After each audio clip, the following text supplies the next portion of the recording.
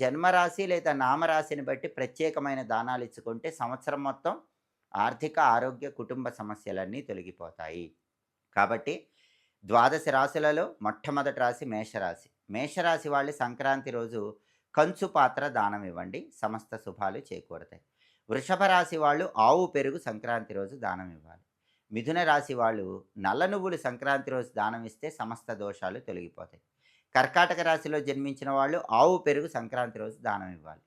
అలాగే సింహరాశిలో జన్మించిన వాళ్ళు రకరకాల పండ్లు మకర సంక్రాంతి సందర్భంగా దానం ఇస్తే సమస్త శుభాలు కలుగుతాయి. కన్యా రాశి వాళ్ళు ఆవు నెయ్యి సంక్రాంతి రోజు దానం ఇవ్వాలి. ఒక ఆవు నెయ్యి ప్యాకెట్ సంక్రాంతి రోజు దానం ఇస్తే జాతక దోషాలన్నీ కన్యా రాశి వాళ్ళకి తొలగిపోతాయి. అలాగే తులారాశి వాళ్ళు సంక్రాంతి సందర్భంగా వస్త్రాలు దానం ఇస్తే ఉత్తమ ఫలితాలు కలుగుతాయి.